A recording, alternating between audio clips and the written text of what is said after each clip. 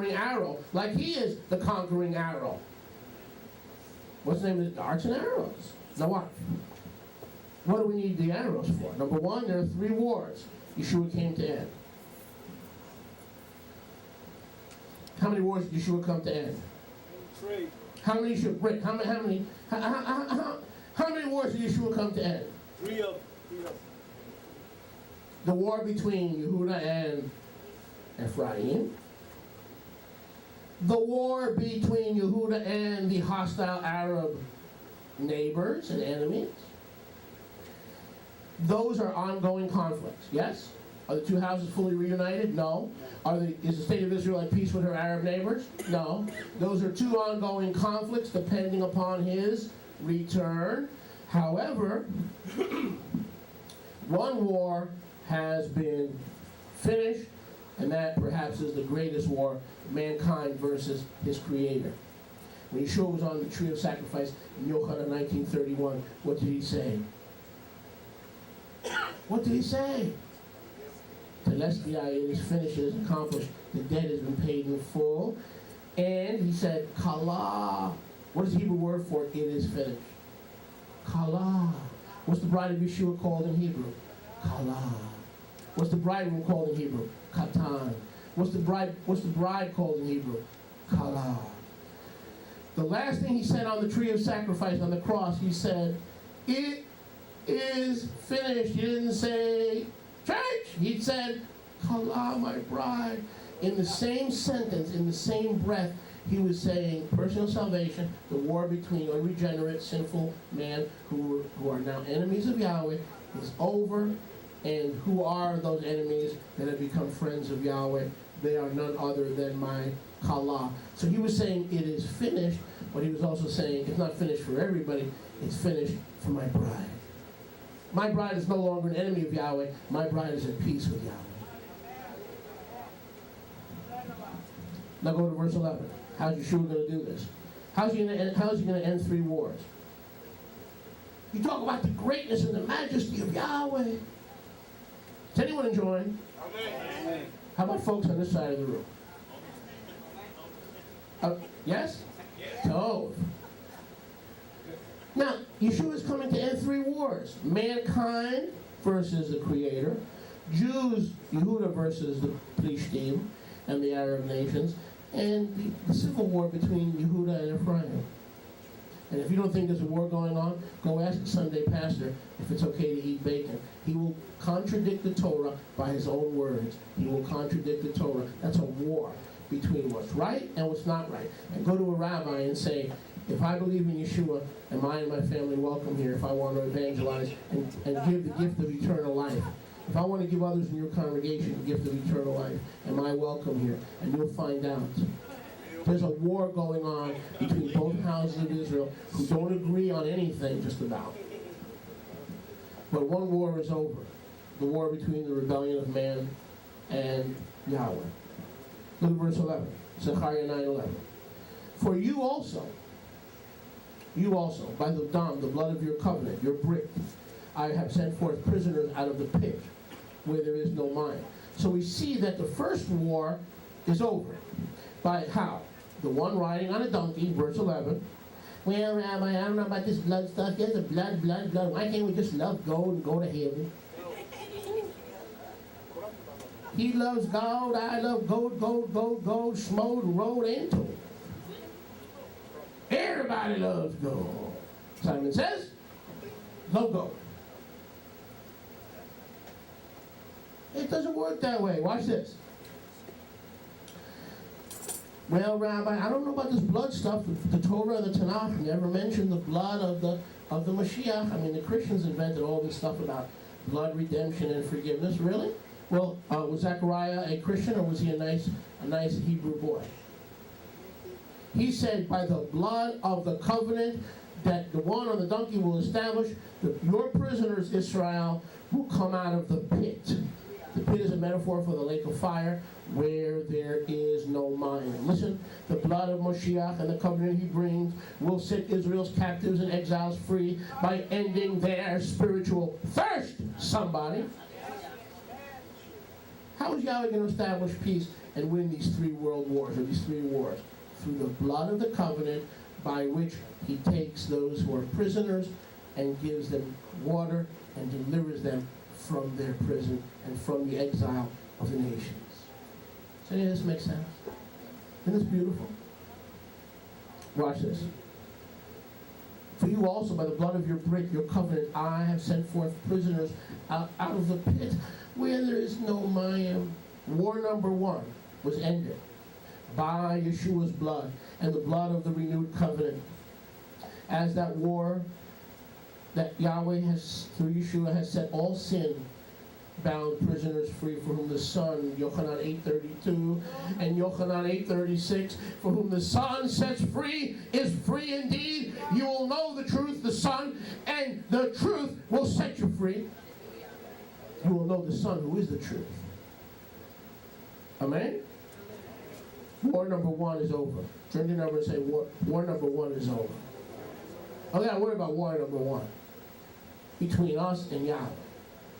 Through his blood, he has sent us out of the pit where there was no water in order to give us living water, in order to give us living manna. He sent us out of the pit, and now we drink at the waters of salvation and the waters of Yeshua freely. Isaiah 55, Ho!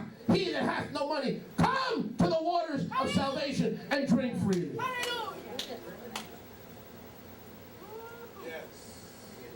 Baruch Hashem Yahweh.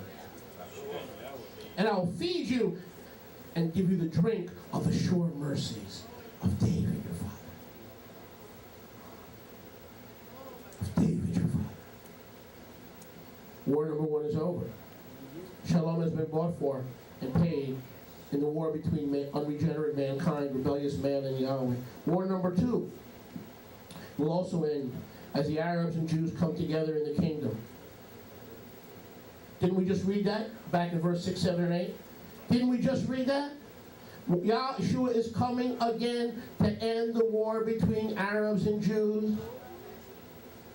And he will bring a remnant of Ekron, and a remnant of Gaza, and a remnant of Syria, and a remnant of Lebanon, and a remnant of all the hostile Arab nations. And he will make them like any lover of Yahweh who loves Yeshua and obeys Torah, dwelling in Jerusalem. Does Yahweh love the Arabs? Yes. He's going to pass by them. And when he passes by them at his second coming, they better say, "Oh, Son of David, stop!" Have mercy. And have mercy on them. Amen. So Yeshua is coming for those who return. Remember we just read that? That's both houses. And those who pass by. And I pray that those Arabs allow Yeshua to pass by, they touch the hem of his garment, and he gives them a spiritual dental floss like they've never had before. Because Yeshua is not looking for Hostess cupcakes stuck in their teeth. He's looking for the blood of innocent Jewish children in their teeth. We talk about a spiritual dental floss. Even so, come, Master Yeshua. If Yeshua is if he's our great physician, wouldn't it be accurate to say he's also the great dentist? Right? Right? I love my great the great physician, and is the same as the great dentist. And his practice is always open. You know why? Because he's the only physician and dentist who doesn't need to practice. That's why it's always open. All the other dudes are either practicing or playing golf.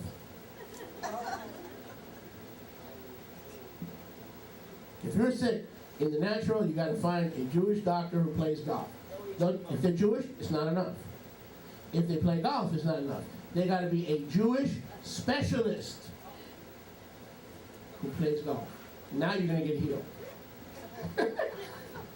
So next time, look for a nice Jewish specialist whose practice is sometime open and closed. But we got a better practice. Yeshua never practices. Why? His doors are never closed. I am the door. If any man come in, he will go in and out and be saved and find pasture. He'll go in and out. There'll be no close sign on the door. What happened to war number 1? It's over. When did it end? The day you accepted Yeshua. What about war number 2? Is it over? No. We're still preaching the two houses. Christians are still eating pig, sitting down at Red Lobster and laughing like they're not disobeying the word. And Jews are thinking everything's all right when everything's not all right. They think they're heaven bound when they are going to be rejected in that day for rejecting the King of Israel. You can't accept the kingdom without accepting the king. They go together. Amen. Amen. So that war is not over. And the war between the Arab nations and the people of Israel is not over. Right. So look at verse 12. Here's why Yeshua is returning. Turn to the strongholds. Anybody enjoying? Amen. Zechariah 9:12. Turn to the stronghold, you prisoners of Tikva, in the congregation. Even today do I declare that I will render double to you. Notice, don't miss that. Both houses are called prisoners of Tikva, or hope. And he said the prisoners are in the congregation, in the assembly. Even today I declare that I will give you double, not punishment, double power to set you free. Yeshua is saying, I'm coming again to end the war in both houses of Israel. So I will give power to Judah, I will give power to Ephraim, and through that double power, I will release not just the prisoners in the nations, but those in the great congregation who are prisoners of hope, who don't walk in the full counsel of Yahweh. Does any of this make sense? His second coming is to establish righteousness in the Kehillah, in the congregation. He will render double power. Why? Because both houses in the congregation of Israel are in trouble. Both houses in the congregation of Israel are in bondage. Right. Both houses in the congregation of Israel are dealing unjustly with Yahweh and with man, and they use unjust weights and measures. And there's leaven in both houses. See, Yeshua says, oh, prisoners of hope. See, we don't sorrow like the world who has no hope. We repent and we seek Yahweh. We expect Yeshua to return to end the hostility between Judah and Ephraim. And through that double anointing, he will turn us from prisoners in the congregation, listen, into prisoners of hope. We have hope. I hope I have the biblical assurance that my Christian brothers and sisters will one day come to the truth. I have the biblical assurance that my Jewish brothers will cry out. They will look upon him. Zechariah 12:10. They will look upon him whom they have pierced, and they'll mourn for him as one mourns for a firstborn, and be in bitterness for him as one is bitterness for a firstborn. I have hope that in Zechariah 13:1, I will pour upon the inhabitants of Yerushalayim and the house of David the spirit of grace and supplication. I'm not just a prisoner in the Kehillah. You and I are not just prisoners in the Kehillah. We are prisoners in the Kehillah of hope. That the one who ended my personal war of rebellion against my Creator is going to come again and end the war between Jews and Christians who serve the same Yahweh, and they do it in blindness. For blindness has happened to Israel until the fullness of the Gentiles come in. That doesn't mean that some Jews understand Yeshua and some Jews don't. It says blindness has happened to Israel. Jewish Israel can't see their Messiah. Non-Jewish Israel can't see that they are physically descended from the 10 tribes or the relevancy of Torah in their lives. Both houses are partially blind. And when will that blindness end? At the rapture? No. When the fullness of the Gentiles comes in. We are waiting for the Israelites who look like Gentiles, live like Gentiles, behave like Gentiles, act like Gentiles. When the fullness of the nations, the seed of Ephraim, Israel, Genesis 48:19, when those 10 tribes who were collectively known as Ephraim, when the fullness of the Gentiles comes in, then all Israel will be saved. And then Romans 11:29, then the deliverer will come to Zion and remove ungodliness from Jacob. Blindness part has happened to Israel does not mean some Jews believe and some Jews not. That's wrong.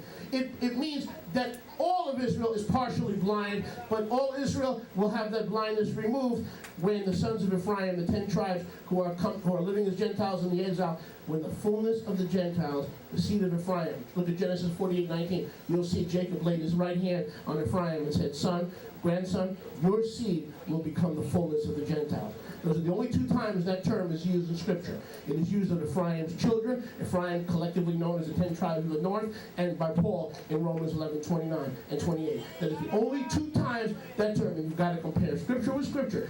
We are not waiting for the rapture. We are waiting for the fullness of the Gentiles to come home. That's you. That's you. I know I'm Jewish. It is you who are blind to your connection to the historic people of Israel. I've been waiting for that blindness to come to an end in your life. And you've been waiting for the blindness of the Jewish people to come to an end because they can't see you can't have a kingdom without Yahweh's king. And if you choose your own king, you're religious but lost. Baruch Hashem Yahweh. Yeshua said in verse 12, I'm coming to destroy the stronghold. What stronghold? Of the two wars that are still going on. How many wars is Yeshua coming to eliminate? 3 wars. War between rebellious man and Yahweh ended in my life when I turned it over to him. The war between Ephraim and Judah still going on. He's got to come again to release that stronghold so that the prisoners of hope can celebrate their destiny. Is anyone getting this? And he is coming to destroy the hostile Arabic nations, but not just to destroy them and give them a heavenly dental floss looking for that innocent Jewish blood that's caught in their teeth. He wants to extract them and convert them from Islam to those who live in Yevus and those who live in Yehuda, those who love Yahshua and Torah. The third war, Baruch Hashem Yahweh, between the two houses, seen here in verse 12. Yahweh will render, when Yeshua returns, Yahweh will render a double deliverance and a freedom to release prisoners of hope, to restore hope to the congregation of Kehillah of Israel. The war between the two houses is just as long as the struggle between the Palestinians and the Jews. And the war between the two houses will not be won until Yeshua returns. His coming on a donkey ended the war between Yahweh and man, but between the two houses, not between the two houses, and not between Jacob and Esau. That's why he must return. People ask you, well, why does he have to return? Because he has 2 more wars to end. He is the Prince of Peace. He's ended the war of personal hostility between man and the Creator, but he has 2 more wars that he is planning on ending. Is any of this making sense? Oh yeah. If I were there, I'd be shouting. Yeah, you. If I were you, I'd be shouting right now.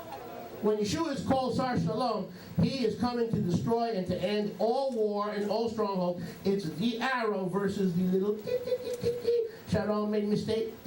Dart. Suicide bombing in the Sbarro Pizza Parlor in Tel Aviv. Dart.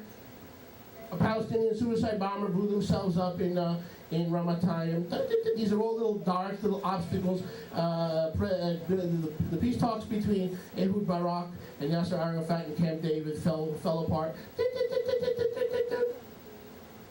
But it's the arrow versus the darts. But Yahweh says, my battle is your battle. It is the arrow versus the darts, and the arrows versus the darts, and you are the arrows. I'll show you that in the next verse. I think how many minutes do we have, honey? 10 minutes? All right, sit down. Sit down. You're distracting me, please. I get nervous. Whenever Rivka gets up, I get nervous. When Rivka talks, Moshe listens. Verse 11. When I have bent, look at when is all this going to take place? Turn to your neighbor and say when. We know that. My goodness, if Yeshua doesn't return, the Jews and the Arabs will kill each other, and the Christians and Jews will never get along and become one house, and will still be divided into 2 houses of Israel. Now watch this. Look at verse 13. Don't be cute. I get paid to be cute. Don't be cute. Baruch Hashem Yahweh. Look at verse 13. Then, you're right, I apologize. Then, When I have banked Yahudah for me, and filled the bow with Ephraim, and raised up your sons, O Zion, against your sons, O Greece, and I will make you as a sword of a mighty man. Listen, we are celebrating the season of Hanukkah. I'm going to read this to you quickly.